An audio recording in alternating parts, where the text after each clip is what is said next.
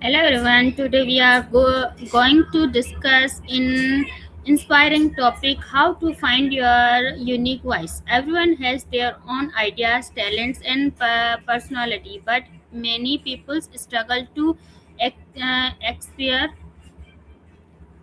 express themselves confidently. To help us understand this topic, we have invited an expert in personal development. Welcome. Thank you. I am happy to be here and excited to share some helpful topics.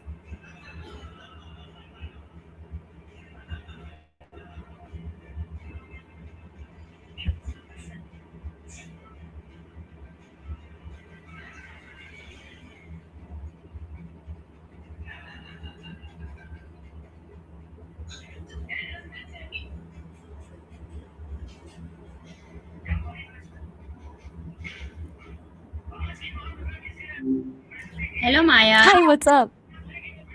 I am good. What about you? I'm doing great. Just enjoying the flow of the day. What's on your mind? You seem Maya, like you're in a good mood. ask you some question. I'm all ears. What do you have for me? How to find your unique voice? It really starts This with topic. paying attention to what makes you feel most alive when you speak.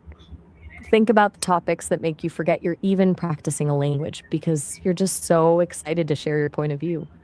When you lean into those things, your natural rhythm and personality start to come through. Maya, I ask you, Do you tell me, feel question number one, what does finding your unique voice means? At its heart, finding your unique voice is about closing the gap between who you are on the inside and how you come across to others. It's that sweet spot where your personality, your values, and your natural way of speaking all align. Instead of trying to sound like a textbook or someone else, you're speaking in a way that feels honest and authentic to you. Does that make sense? Okay, my next question is, why I'm ready. is it important to have a unique voice? Because it's the fastest way to actually connect with people. When you speak from your own unique place, people don't just hear your words, they feel your sincerity. It makes you memorable and helps you stand out in a way that doesn't feel forced. If everyone sounded the same, conversations would be pretty boring, right? Good, Maya. Yeah, my next question is, how can someone start discovering their unique voice? It usually starts with a bit of experimentation. I'd suggest recording yourself, talking about something you love, and then listening back to it. You'll start to notice the moments where you sound most natural and energized. It's also helpful to pay attention to which words or phrases feel like you and which ones feel like you're just copying someone else. Do you ever record yourself when you're practicing? Yes. Maya, That's a great habit. my question number four is, what role does confidence play in finding your voice? Confidence is kind of like the volume knob for your voice. You can have the most authentic perspective in the world, but if you're hesitant or afraid of making a mistake, that authenticity gets muffled. Confidence doesn't mean being perfect. It just means being okay with being seen as you are, even if you stumble along the way. Once you stop worrying about sounding right, you finally have the space to sound like yourself. Okay. My next question is, can reading and learning from others help? Absolutely, but there's a trick to it.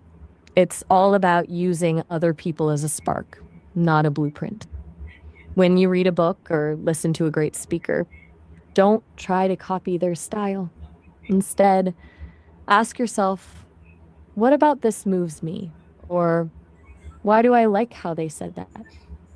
When you collect pieces of what you admire from different people, you eventually start to blend them with your own perspective to create something entirely new. It's like how a chef tastes different flavors to eventually create their own signature dish. Do you have a favorite author or someone whose way of speaking you really admire? Yes, Maya. My question is next question is, what are some common mistakes people make?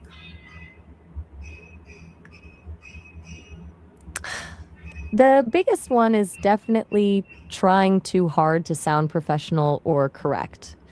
People often trade their personality for a set of rules because they're afraid of sounding unpolished. Another common mistake is thinking that your unique voice is something you find like a lost key when it's actually something you build by being honest about who you are. It's a process of uncovering, not discovering. Good, Maya. My next question is, how can students improve their communication skills? For students, I think the biggest win is just getting comfortable with the messy part of communicating. Instead of just studying grammar from a book, they should dive into real conversations, even the awkward ones. Listening actively is also huge if you really hear how people respond to you. You learn how to adjust your tone and timing in real time. Also, practicing in low stakes environments like with a friend or even an AI helps build that muscle memory without the fear of being judged. Do you feel like you found a way to make your own practice feel more natural? Yes. My last question is, what is your final advice for anyone trying to find their unique voice? My biggest piece of advice is to be patient with yourself. It's easy to feel like you're not making progress, but your voice evolves as you do. Just keep showing up, keep being curious, and don't be afraid to be a little imperfect. The most interesting people aren't the ones who never make mistakes, they're the ones who are brave enough to be themselves anyway. Okay, Maya, thank you for answering me. Thank you.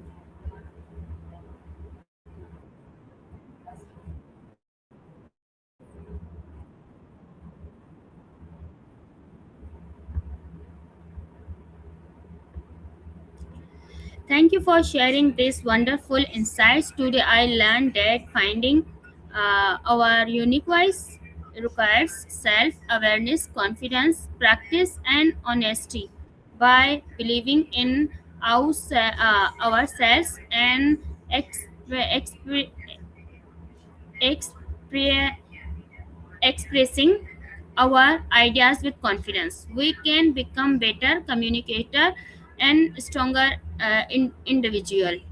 Thank you to our guest and to everyone for listening. We hope this interview encourage you to express yourself with confidence. Have a wonderful day.